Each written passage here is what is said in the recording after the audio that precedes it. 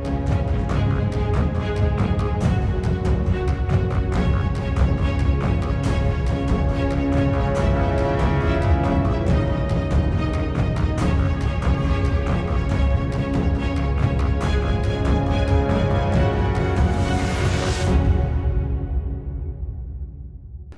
All, कैसे हैं आप लोग। Welcome to Tech Talk with Shantanu Sen. मैं विशाल अग्रवाल आप सभी का स्वागत करता हूं आज के इस नए एपिसोड में। तो चलिए शुरू करते हैं इसी नोट पर बीते हफ्तों की बातों का, जो 20 से 24 मई तक का था। आरबीआई ने 2.11 लाख करोड़ का डिविडेंड देकर एक नई रैली की शुरुआत कर दी है और markets all time high levels को क्रॉस कर गए हैं। निफ्टी ने 23,000 के लेवल को बड़े आराम से फतेह कर लिया है और इसके पास ही जाकर क्लोज भी दिया है। ये एक ट्रंकेटेड वीक था, जहां पर सोमवार यानी 20 मई को मुंबई में इलेक्शन के चलते पांचवें चरण के जो इलेक्शंस थे उसके चलते बाजार में छुट्टी दी गई थी। बाजार में सिलेक्टिव स्टॉक्स में ही ज्यादा बाइंग देखने को मिल रही है, जिसमें डिफेंस स्टॉक्स, रेलवे और पीएसयू के स्टॉक्स में तो जैसे लगता है कि कल स्टॉक्स मिलेंगे ही नहीं। इसी प्रकार की रैली चल रही है। इनके अलावा जिन स्टॉक्स में अच्छी न्यूज है या अच्छे रिजल्ट्स का कोई बोलबाला है, उन स्टॉक्स में तो रैली देखने को मिल रही है। इनके अलावा बाकी सारे स्टॉक्स जहां के तहां वहीं पे पड़े हुए हैं, 2-5% इधर उधर, उनमें कोई खास मूवमेंट देखने को नहीं मिल रहा है। जैसे इन स्टॉक्स के अंदर में गोंद लग गया हो और वो स्टॉक्स वहीं चिपक गए हो, इसीलिए कोई भी मतलब बाइंग में देखेंगे तो कोई ज्यादा बाइंग नहीं है।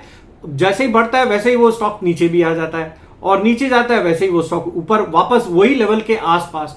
अगर आप देखेंगे most of the stocks last 3-4 महीने में करीब करीब सिमिलर रेंज में है, 5 से 10% इधर उधर। अब हम बाजार में सोच रहे हैं कि ये हो क्या रहा है, तो बाजार में पैसे का बोलबाला है। और पैसा किसके पास है? आपके पास। सिर्फ और सिर्फ आपके पास अभी पैसा है। आप बोलने से चौंकिएगा मत, ये रिटेलर का पैसा है जो मार्केट को अभी काफी सपोर्ट दे रहा है। ये पैसा मार्केट में एसआईपी के जरिए करीब करीब 20,000 करोड़ रुपया हर महीने का एसआईपी के मोड में पैसा आ रहा है। इसके अलावा भी लमसम बहुत सारा पैसा म्यूचुअल फंड के थ्रू, डीआईआईस के थ्रू पैसा पंप इन हो रहा है इस मार्केट में। और इसी पैसे की वजह से डीआईआईस को इतनी हिम्मत मिल गई है कि वो एफआईआईस की जो अपार शक्ति है उसको भी वो टक्कर दे रहे हैं इस बार। और जहां एफआईआईस ने महीने में मुश्किल से 3 या 4 बार कोई बाइंग करके वो अपने डीआईआईएस को चकमा देने की कोशिश करते हैं, उसके बाद में भी डीआईआईएस की बाइंग की वजह से ये मार्केट सिर्फ और सिर्फ ऊपर की ओर जा रहा है। हमने हमारे गत वीडियो में भी बताया था, भले एफआईआईस को इस समय भारत के वैल्यूएशंस महंगे लग रहे हो, अनसर्टेनिटी का माहौल हो, भले उनको अमेरिका में इस समय ज्यादा पैसा का सेफ्टी नजर आ रहा है, लेकिन भारत की जो जबरदस्त ग्रोथ है उसके सामने उन्हें यहां पर वापस आने के लिए मजबूर होना ही पड़ेगा। हमारे मार्केट्स में अभी के लिए ट्रिगर का काम कर रहे हैं इंटरनेशनल मार्केट्स, जो अभी ऑल टाइम हाई पर चल रहे हैं। हम हमारे गत वीडियोस में भी बता चुके हैं कि कैसे अमेरिका, यूके, पूरा यूरोप ये अभी नियरली ऑल टाइम हाई के आसपास चल रहे हैं, जिससे सेंटिमेंट और मूड एकदम पॉजिटिव है मार्केट्स में। हमारे मार्केट्स भी इंटरनेशनल मार्केट से लिंक्ड ही हैं। वहां पर जो होता है वो यहां पे भी होता है, यहां जो होता है वो वहां पे भी होता है। थोड़ा टाइम लैप्स रहता है, थोड़ा टाइम का गैप रहता है। दूसरा जो सबसे बड़ा ट्रिगर है वो यहां पर चल रहे इलेक्शंस है। हाँ जी, इलेक्शंस शुरू होने से पहले मार्केट्स ऑल टाइम हाई के आसपास चल रहे थे। फिर कुछ मीडिया हाउसेस की रूमर्स की वजह से कि हो सकता है कि सत्ताधारी पार्टी को कुछ कम सीटें मिल जाए, जिसकी वजह से मौजूदा सरकार को हो सकता है इलेक्शन के बाद कोई पॉलिसी डिसीजन लेने में दिक्कत हो अगर उनकी सीट्स घटती है तो, जिसकी वजह से मार्केट्स ने करीब 4 से 5% का एक प्रॉफिट बुकिंग देखने को मिला ऊपरी लेवल से। बाजार में एक डर का माहौल बन गया था, जिसका कि भाई कम सीट्स आएंगी तो पॉलिसी डिसीजंस में सरकार को दिक्कत होगी, आगे कंफर्ट जोन नहीं रहेगा। लेकिन जैसे जैसे बाजार में और इलेक्शंस के 4 से 5 राउंड्स हो गए, जैसे जैसे थोड़ी कुछ क्लैरिटी मार्केट को आ रही है, अब लगने लगा है कि मौजूदा सरकार हो सकता है शायद फिर से आ सकती है। ये मार्केट को लग रहा है, भाव देख के लग रहा है। भले ही कुछ कम सीट हो या ज्यादा हो, लेकिन इसका एक ही परिणाम होगा कि एग्जिस्टिंग पॉलिसी जो है वो कंटिन्यू कर सकती है। जिस पॉलिसी के साथ में कोई छेड़छाड़ नहीं होगी, कोई पैरालिसिस, पॉलिसी पैरालिसिस भी नहीं होगा, पॉलिसी कंटिन्यूएशन होना भी एक बहुत बड़ा पॉजिटिव माना जा रहा है अभी के मार्केट में। ऑफ कोर्स फाइनल रिजल्ट आने के लिए अभी तक 2 चरण के मतदान होने बाकी हैं और रिजल्ट्स दोनों तरफ स्विंग भी कर सकते हैं, इसमें कोई संदेह नहीं है। लेकिन मार्केट का सेंटीमेंट देखकर लगता है कि मार्केट ने अपना मन अभी के लिए बना लिया है। उन्हें लग रहा है कि हो सकता है कि एक स्टेबल गवर्नमेंट का आने वाले समय में आगमन होगा। इस हफ्ते में अमेरिका के भी सेंट्रल बैंक यानी यूएस फेड की बैठक हुई। जेरोम पावल ने कहा कि अभी वो ब्याज दर में कोई छेड़छाड़ नहीं करना चाहते हैं और अभी भी उनकी ओर से सिर्फ और सिर्फ भटकाने वाले ही स्टेटमेंट्स आ रहे हैं। अभी भी कोई क्लैरिटी नहीं है कि कब इंटरेस्ट रेट कटेंगे या वो क्या टाइमलाइन देंगे, वो कुछ भी नहीं दिया है। उन्होंने सिर्फ बोला है हो सकता है कि इस साल में एक बार हो सकता है कि इंटरेस्ट रेट घटे, ये मार्केट की एक्सपेक्टेशन है। वैसे अभी के लिए अमेरिकन मार्केट्स में और पूरे वर्ल्ड ओवर में एनवीडिया के शेयर का ही बोलबाला चल रहा है, एनवीडिया का ही नाम चल रहा है। एनवीडिया का जो मार्केट कैपिटलाइजेशन के हिसाब से अभी 3rd largest company in the whole world बन गई है। इन्होंने बहुत बढ़िया रिजल्ट्स दिए हैं इस बार और स्टॉक स्प्लिट दिया है 10:1, यानी एक शेयर पर 10 शेयर मिलेंगे स्टॉक स्प्लिट में। ये कंपनी का भाव सितंबर 2022 में $121 प्रति शेयर था, जो बढ़कर अब ये शुक्रवार को करीब $1050 के आसपास चल रहा है। जितनी बड़ी कंपनी उतनी ही बड़ी छलांग। इस कंपनी ने मार्केट कैपिटलाइजेशन के हिसाब से सबको चकाचौंध कर दिया है, अपने इन्वेस्टर्स को इतना माला माल कर दिया है क्योंकि कंपनी का भाव करीब करीब 7-8 गुना बढ़ गया है 1-1.5 साल में। ये काफी बड़ी बात हो जाती है अपना इतने बड़े मार्केट कैपिटलाइजेशन वाली कंपनी के साथ। चलिए अब कुछ एफआईआईज की भी बातें कर लेते हैं। यहां पर एफआईआईज ने अपनी सेलिंग स्प्री कंटिन्यू करते हुए इस माह में अभी तक 34,459 करोड़ की सेलिंग की है। गुरुवार को उनकी तरफ से अचानक से 4,670 करोड़ यानी करीब करीब 5,000 करोड़ की अचानक से बाइंग की, लेकिन ये फिर से एक वन ऑफ सा इवेंट लग रहा है क्योंकि शुक्रवार को फिर से उन्होंने उनकी तरफ से कोई फॉलो अप बाइंग नहीं आई है और एक छोटा लेकिन फिर से एक सेल फिगर है एफआईआईज की ओर से इस हफ्ते में। क्योंकि ये इन्होंने जो बाइंग की है करीब करीब 4,670 करोड़ की, इसकी वजह से इनका इस हफ्ते का नेट फिगर पॉजिटिव है करीब 1,200 करोड़ का। अब चलिए आगे कुछ एसेट क्लासेस की भी बात कर लेते हैं, जिसमें सबसे पहले हम बात करेंगे गोल्ड की, जो शुक्रवार के सेशन में 71,250 के आसपास ट्रेड कर रहा था। ये पिछले हफ्ते 73,750 के आसपास था, तो वहां से करीब समझ लीजिए 2-2.5 हजार रुपया अभी कुछ सस्ता हो गया है। इसके इंटरनेशनल मार्केट में गोल्ड के भाव $2,360 के आसपास ट्रेड कर रहे हैं, जो गत सप्ताह में करीब $2,420 के आसपास चल रहे थे। कच्चा तेल भी $81-82 के आसपास करीब करीब स्टेडी चल रहा है। बिटकॉइन जो कि शुक्रवार के सेशन में करीब करीब $69,000 के आसपास ट्रेड कर रहा था, वो भी करीब करीब फ्लैट ही ट्रेड बंद किया है। रुपया भी डॉलर के सामने 25 पैसे घटकर यानी $83.07 के भाव पर आ गया है। अब कुछ निफ्टी की भी बातें कर लेते हैं, जो निफ्टी 491 पॉइंट्स बढ़कर 22,957 यानी 22,957 पर आ गया है। निफ्टी 2 हफ्तों में करीब 950 अंकों की जोरदार तेजी दिखा चुका है। बैंक निफ्टी 48,971 यानी 856 अंक बढ़कर बंद हुआ है। बैंक निफ्टी भी करीब 2 हफ्तों में 1500 अंकों की उछाल के साथ बंद दिया है। सेंसेक्स बंद किया है 75,410, यानी इसमें भी करीब 1493 पॉइंट्स बढ़े हैं। यहां सेंसेक्स भी करीब 2800 अंक बढ़ गया है 2 हफ्तों में। अब कुछ बढ़ने वाले इंडेक्स की भी बात कर लेते हैं। गत सप्ताह में निफ्टी मेटल करीब 7% के छलांग के साथ बंद किया था। इस हफ्ते फिर से इस तेजी को कायम रखते हुए 4% और चढ़ गया है, यानी 2 हफ्तों में मेटल इंडेक्स करीब 11% चल चुका है। निफ्टी एमएनसी भी 5.25% बढ़ा था पिछले सप्ताह में। इस हफ्ते फिर से 1.25% की और तेजी देखी गई इस इंडेक्स में, यानी 2 सप्ताह में करीब 6.5% बढ़ा है निफ्टी एमएनसी।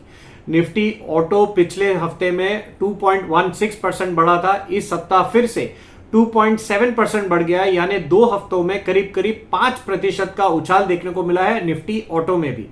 निफ्टी में भी 2.03% बढ़ा था गत सप्ताह में, इस सप्ताह फिर से 2% बढ़ा है, यानी 4% की बढ़त देखी गई है निफ्टी में भी। और ये सारे के सारे शेयर हरे निशान में, ये सारे के सारे इंडेक्स हरे निशान में बंद हुए हैं। निफ्टी गत सप्ताह भी 2% बढ़ा था, इस सप्ताह भी 2% बढ़ा था। अब आने वाले सप्ताह में फिर से 2% बढ़ता है या नहीं, ये देखने वाली बात होगी। अब कुछ घटने वाले इंडेक्स की भी बात कर लेते हैं, जिसमें एक भी इंडेक्स लाल निशान में बंद नहीं हुआ है इस सप्ताह में। चलिए अब कुछ बढ़ने वाले शेयरों की भी बात कर लेते हैं। लंबी सूची है जिसमें डबल डिजिट गेन्स में काफी सारे शेयर्स हैं, खास करके public sector banks, public sector units, PSE और डिफेंस शेयर्स, रेलवे शेयर्स। इनके अलावा और थोड़े शेयर्स हैं जिनमें कुछ अच्छी न्यूज है। ये लिस्ट है। सबसे पहला नाम है कोचिन शिपयार्ड, जो 35% बढ़ गया है 4 दिनों में। ये सप्ताह 4 दिनों का था, इसमें 4 दिनों में 35% बढ़ा है, यानी करीब 8 से 9% हर दिन बढ़ा है ये share. Garden ship GRSE, garden reach ship builders, ये भी करीब 35% बढ़ गया है 1 हफ्ते में। उसके बाद है भारत डायनामिक्स, रेल विकास और Hindustan zinc, PNC Infratech, Finolex cables, Syrma, BEL, Aegis logistics, Mazagon dock, Vodafone Idea, Balkrishna industries, HAL, Hindustan aeronautics, BEML, Suzlon में काफी अच्छी बढ़त देखी गई है। Uno Minda, Zee entertainment, Macrotech developers, solar industries, Adani power, CPCL, Adani enterprises और CIE ऑटोमोटिव, ये सारे के सारे शेयर करीब 10 से 30% तक बढ़े हैं इस सप्ताह में। अब कुछ घटने वाले शेयरों की भी बात कर लेते हैं, जिसमें ज्यादा करके सिंगल डिजिट लॉसेज हैं। 1-2 ही शेयर हैं जो डबल डिजिट्स में है, जिसमें ग्लोबल हेल्थ है जो 16.5% तक घट गया है। डिलीवरी वो भी करीब 10.5% तक घटा है। इसके बाद है GMM Pfaudler, JB chemicals, MCX, Sundaram finance, Triveni turbines. उसके बाद है Astral, rainbow child, blue star, amber enterprises, HEG, Zomato, PCBL, max health care और प्रिंस पाइप्स। ये सारे के सारे शेयर करीब 6 से 8.5% तक घटकर बंद हुए हैं इस सप्ताह में। अब कुछ अगले आने वाले सप्ताह की भी बात कर लेते हैं, जो 27 मई से 31 मई तक का है। ये आने वाला सप्ताह काफी रोचक होने वाला है, क्योंकि इस हफ्ते में मई की एक्सपायरी भी है निफ्टी और बैंक निफ्टी की। दूसरा, ये इलेक्शन के लिए भी ये आखिरी हफ्ता रहेगा, जिसके बाद वाले हफ्ते में रिजल्ट्स आ जाएंगे। और इसी हफ्ते में, आने वाले हफ्ते में आपको 6वें और 7वें चरण के जो इलेक्शंस होंगे उसका इम्पैक्ट भी आपको इसी सप्ताह में देखने को मिलेगा। इंडिया विक्स भी अभी करीब 21.7 यानी करीब 22 के पास चल रहा है, जिससे ज्यादा वॉलेटिलिटी होने का अंदेशा अभी भी बरकरार है। वैसे शुक्रवार को बाजार ने एक सीमित दायरे में कामकाज किया, जो कि पिछले वाले शुक्रवार को भी सीमित दायरे में ही कामकाज हुआ था। लेकिन इस सप्ताह के शुक्रवार में आपने एक नया हाई बनते हुए देखा है निफ्टी में, और नए हाई पर जाकर ही निफ्टी ने बंद भी किया है।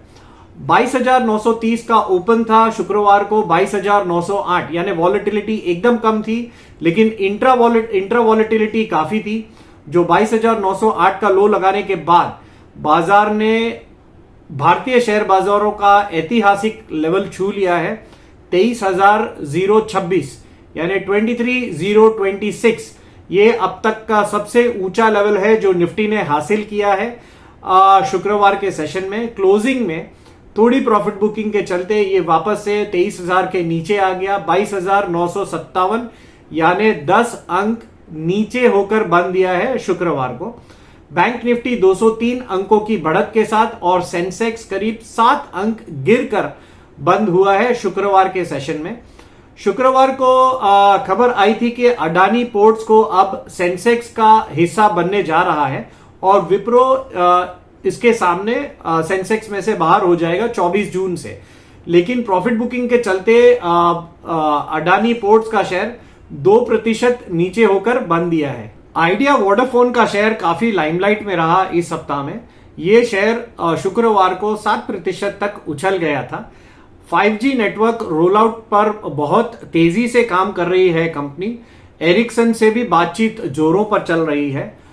यूबीएस की भी एक रिपोर्ट आई है आइडिया वोडाफोन पर और कंपनी को अपग्रेड किया गया है और इसी के साथ उनका एक नया टारगेट भी आया है जो 18 रुपए का है, जिसके बाद इस शेयर में करीब 7-7.5% की बढ़त भी देखी गई।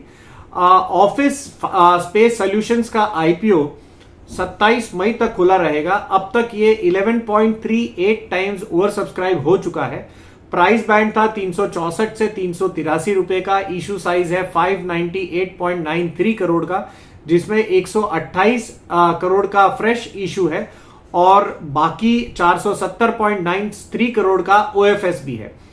अब आगे क्या होगा, सबके दिमाग में एक ही सवाल, इस बार आगे क्या होने वाला है, क्योंकि इलेक्शन की वजह से काफी लोगों का मन शेयर बाजार के अंदर लगा हुआ भी है और शेयर बाजार से बाहर दौड़ने का भी मन कर रहा है।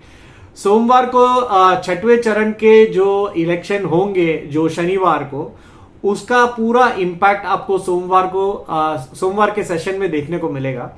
गत सप्ताह में निफ्टी ने करीब 455 अंकों की बढ़त लगा दी है एक सप्ताह में। 13 मई को निफ्टी ने 21,821 का लो दिखाने के बाद ये करीब 1136 अंक उछलकर बंद किया है करीब 2-2.25 हफ्ते में। तो अब ये देखना काफी इंटरेस्टिंग होने वाला है कि निफ्टी अब अगले हफ्ते में क्या करता है, क्योंकि ऑलरेडी 2% की बढ़त दिखा दी है निफ्टी ने और न्यू हाई पे है ऑलरेडी।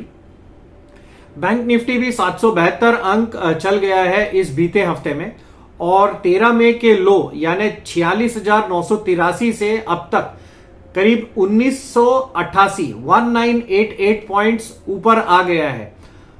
यहां पे अब एफआईआईज का क्या रुख रहने वाला है, ये काफी इंटरेस्टिंग होने वाला है। जैसे उन्होंने एक पिछले गुरुवार को एक जोरदार बाइंग कर दी करीब 5,000 करोड़ के आसपास की, क्या वो अब कंटिन्यूएशन करेंगे इस बाइंग की स्प्री को, क्योंकि जैसे जैसे इलेक्शन के रिजल्ट्स अब पास आते जाएंगे वैसे वैसे कुछ क्लैरिटी भी इमर्ज होती जाएगी।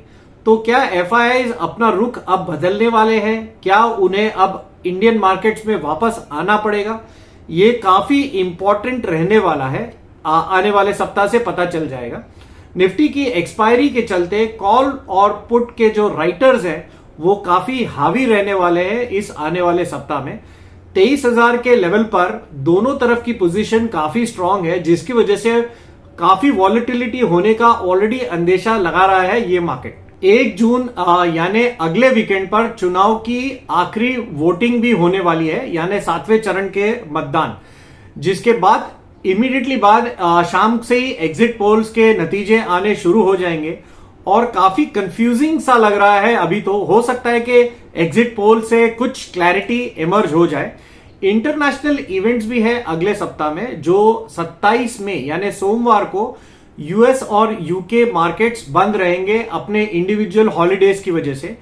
30 मई यानी गुरुवार को यूएस के Q1 के Q1 जीडीपी के दूसरे अनुमान के आंकड़े भी जारी होंगे, जिस पर काफी सबकी नजर रहने वाली है। 31 मई यानी शुक्रवार को भारत के भी Q4 जीडीपी के आंकड़े जारी होंगे, जिसको ट्रेडर्स काफी बारीकी से देखने वाले हैं। तो अगले हफ्ते में छठवें और सातवें चरण की जो वोटिंग होगी उसका इंपैक्ट होगा। फिर आपका एग्जिट पोल्स का भी इंपैक्ट आएगा।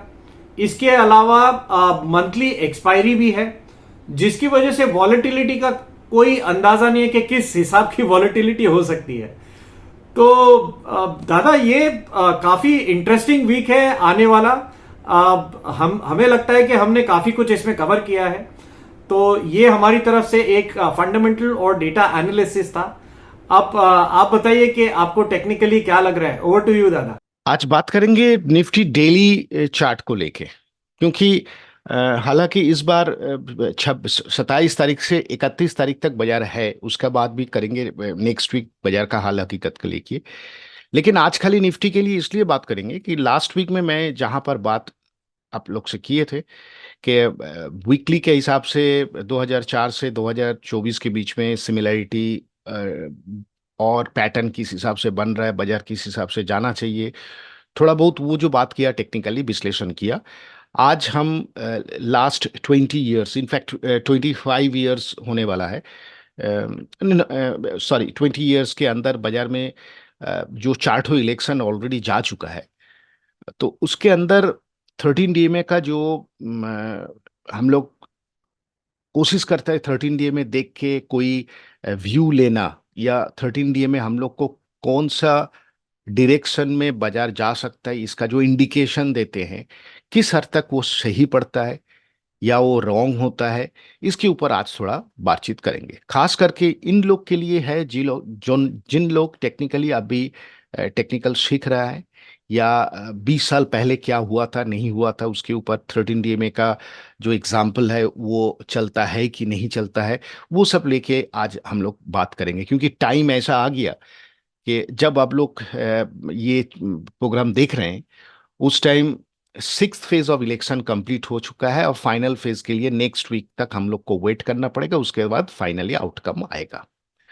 तो चलिए पहले 2004 से शुरू करते हैं। 2004 जो है, देखिए मैं पहले ही आप लोग को बता देता हूं कि एग्जैक्ट डेट जो है मैं ट्राई किया हूं, बट नेट में थोड़ा सा मेरे को अवेलेबिलिटी नहीं मिला। फिर भी जितना मिला है उसके हिसाब से देखा जाए, नेक्स्ट 2004 में जो इलेक्शन रिजल्ट आउटकम आया था वो 17 मई जो बाजार के लिए एक ब्लैक मंडे के हिसाब से लिखित है। अब देखा जाए तो 27/4/2004 में पहला क्लोजिंग आया था, इसके ऊपर गया था, फिर first closing, second closing and third closing, consecutive 3 closing. ये जो मूविंग एवरेज है ये 13 सिंपल नो एक्सपोनेंशियल, इसके नीचे क्लोजिंग आया था, लोएस्ट लो तोड़ा था, उसके बाद बाजार थोड़ा ऊपर गया था, सस्टेन नहीं हुआ, फिर नीचे धराशायी हुआ। कोई बोल सकता है एज ए आर्गुमेंट कि ये जो तीनों दिन बाजार ऊपर की तरफ गया था और ये 13 डीएमए के ऊपर क्लोजिंग आ गया, तो क्या यहाँ पर मैं स्टॉप्ड आउट हो जाऊंगा, मेरा नेगेटिव व्यू पॉजिटिव में कन्वर्ट हो जाएगा? देखिए कंडीशन ये होता है कि 13 डीएमए के ऊपर कंसेक्यूटिव 3 क्लोजिंग या 13 डीएमए के नीचे कंसेक्यूटिव 3 क्लोजिंग। तो अगर कोई यहाँ पर ट्रेड एग्जीक्यूट किया है तो यहाँ पर स्टॉप्ड आउट होने का चांस है, क्योंकि यहाँ पहले आप न्यूट्रल होइए, क्योंकि ये एक पॉजिटिव इंडिकेशन तो हो गया था। But this is not a situation, यहाँ पर हम लोग फिल्टर भी करते हैं, क्योंकि हर टाइम फिल्टर करना जरूरी होता है। तो एनीवे, एज ए आर्गुमेंटल पॉइंट और आर्गुमेंटल व्यू के हिसाब से देखा जाए तो अगर यहाँ पर आप शॉर्ट किए तो यहाँ आप लोग या यहाँ पर स्टॉप्ड आउट हो चुका है, दैट मीन्स मोटा मोटी राउंड अप 50-60 पॉइंट आप लोग को यहाँ लग गया। लेकिन रिजल्ट निकलने का ठीक 5-7 दिन पहले फिर 13 डीएमए के नीचे first closing, second closing and third closing. उसके बाद 1 2 3 4 दिन के अंदर बाजार धराशायी हुआ, जो कि रिजल्ट निकलेगा पहले, और वो ट्रिगर भी हो चुका था। तो दैट्स वाई वहां से 1690 से लेके ये 1290 करीब करीब 400 पॉइंट का फॉल आया था।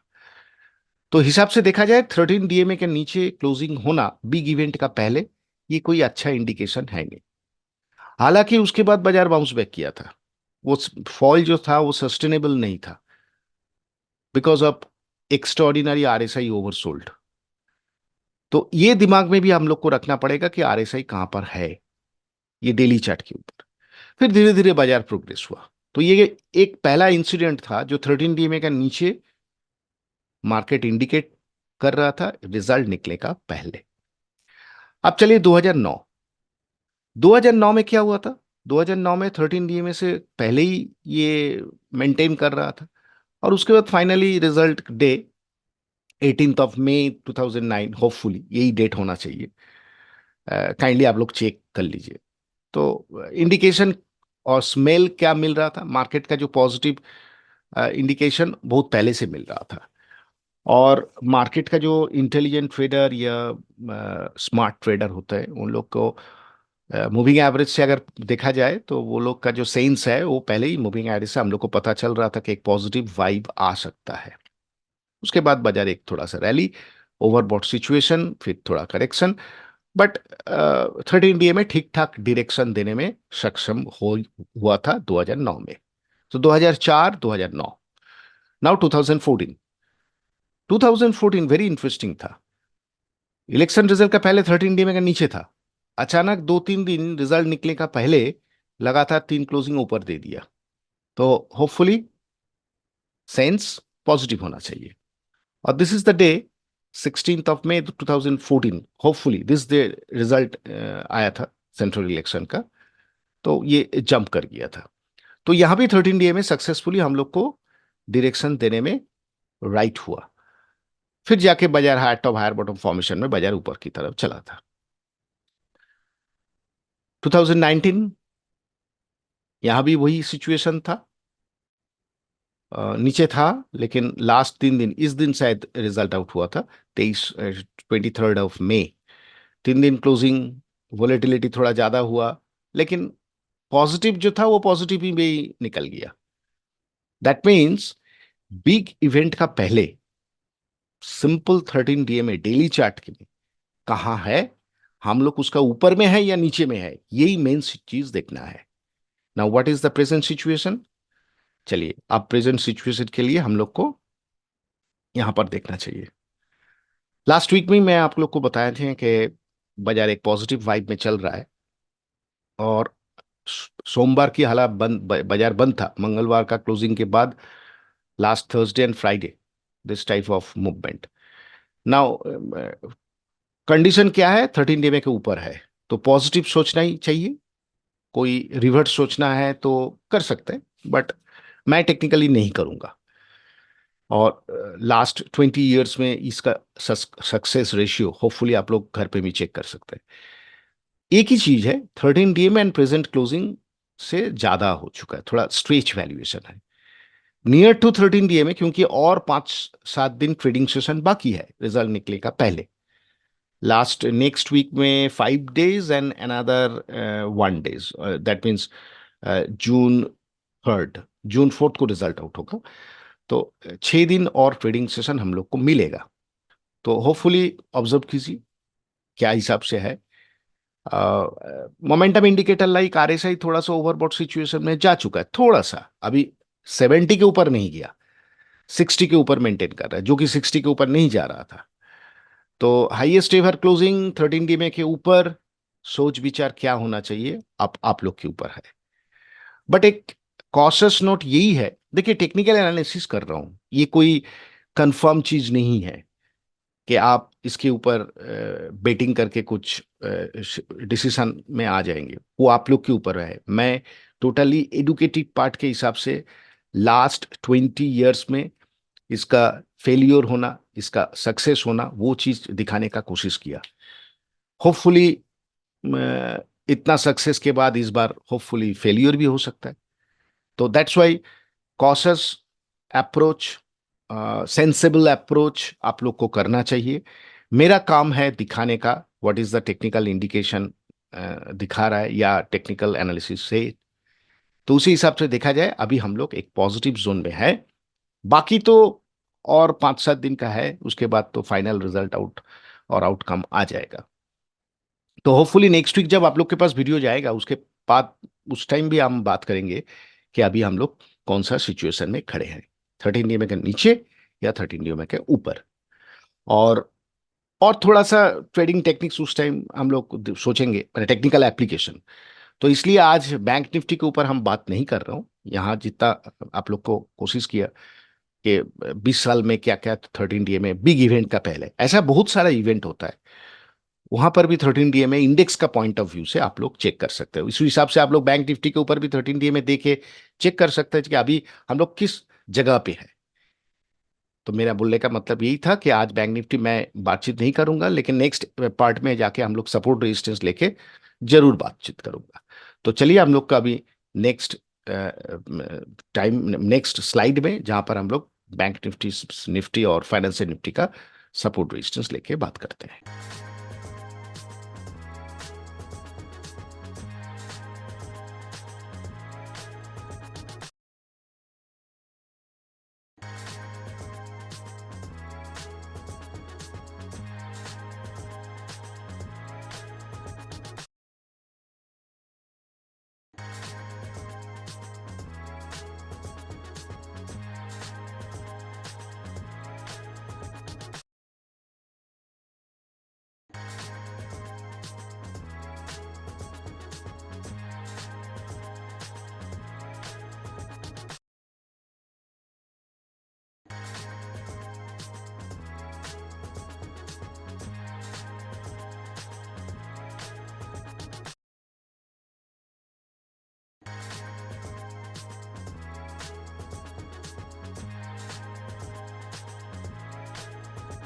निफ्टी और बैंक निफ्टी के लेवल्स बताने के लिए थैंक यू दादा। अपने नेक्स्ट सेगमेंट में चलते हैं जहां पर आप कुछ स्टॉक्स के बारे में बताते हैं, तो प्लीज बताएं दादा, ओवर टू यू। आज जो तीनों स्टॉक के ऊपर टेक्निकल विश्लेषण करेंगे, ये खाली विश्लेषण ही है, कोई रिकमेंडेशन नहीं है। हालांकि आप लोग जो लोग रेगुलर बेसिस में ये चैनल देखते हैं, विजिट करते हैं, आप लोग होपफुली इतना दिन में जान गए। Chennai petro, JIC insurance corporation, general insurance corporation and Mphasis BFL. Chennai petro का अगर चार्ट एनालिसिस किया जाए तो 1326 का क्रॉसओवर होने के बाद जब जब ये स्वीट जोन में आया है या वैल्यूएशन जोन में आया है, वहीं से बाउंस बैक किया है। ट्रिमेंडस मोमेंटम इस बार भी यहीं पर रुका है। टिपिकली ये सब एरिया आप लोग देख सकते हैं, 800 750 is a very strong support area. तो मोमेंटम और मूविंग एवरेज का जो मोमेंटम का स्लोप है वो पॉजिटिव इंडिकेशन कैरी कर रहा है। हालांकि एमएसीडी का स्लोप अभी तक चेंजेस नहीं हुआ, दैट्स वाई ये स्टॉक के अंदर मोमेंटम हम देखेंगे कि किस हद तक बनने का कोशिश कर रहा है, क्योंकि वीकली स्टोकेस्टिक्स एंड आरएसआई मैचिंग ठीक ठाक ही है। नाउ प्राइस एक्शन के साथ एमएसीडी का स्लोप चेंज होता है कि नहीं होता है, नेक्स्ट वीक ऑनवर्ड हम लोग को जरूर गौर करना चाहिए। दैट्स वाई इस चार्ट के अंदर मैं नजर रखूंगा।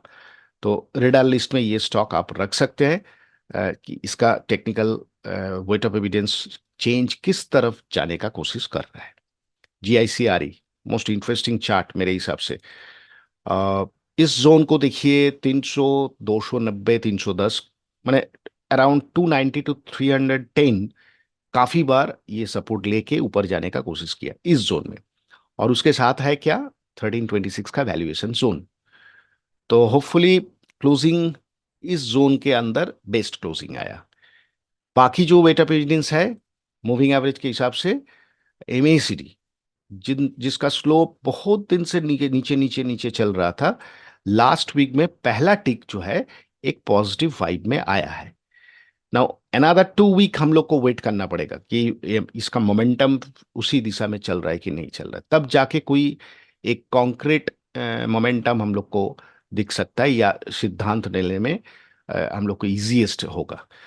तो अभी से मैं ये स्टॉक के अंदर कोशिश करूंगा, नजर रखूंगा। तो आप लोग को भी रिक्वेस्ट है कि ये स्टॉक आप लोग रेडार में डालिए। लास्ट स्टॉक एम्फोसिस बीएफएल, काफी दिन के बाद थोड़ा टेक्नोलॉजीज ओरिएंटेड स्टॉक के अंदर मैं आप लोग को दृष्टि देने के लिए बोल रहा हूं, क्योंकि हाल हकीकत कुछ ऐसा ही है। काफी स्ट्रॉन्ग सपोर्ट एरिया से 1326 का मोमेंटम थोड़ा शिफ्ट हुआ है, नेगेटिव हुआ है, लेकिन प्राइस एक्शन फिर से उभरने का कोशिश कर रहा है। स्टॉक का बाकी काम आप लोग देख लीजिए, मैं खाली इंडिकेशन यही दे रहा हूं, थोड़ा नेगेटिव बायस में है, मोमेंटम चेंज करने का कोशिश कर रहे हैं। इंटरेस्टिंग पार्ट है, वीकली एमएसीडी नेगेटिव जोन से वीकली घूमने का कोशिश कर रहा है बहुत दिन के बाद। तो जिन जिन स्टॉक में ऐसा हालत है उस स्टॉक के ऊपर हम नजर रखेंगे। ये तो खाली एग्जाम्पल के हिसाब से आप लोग को दिखाया हूं। आप लोग इसके ऊपर बाकी जो टेक्निकल वेट ऑफ एविडेंस देखना चाहिए वो जरूर से आप लोग घर पे चेक कर लीजिए। तो चेन्नई पेट्रो, GIC-RE अल्फा के हिसाब से जो NSE के अल्फा होता है, और एम्फोसिस लिमिटेड। ये कोई रिकमेंडेशन नहीं है, ये तीनों चार्ट छोड़ के बहुत सारा चार्ट है, फ्रंटलाइन स्टॉक है, आप लोग जरूर देखिए, चार्ट एनालिसिस कीजिए, बट अप्रोच यही रखने का कोशिश कीजिए।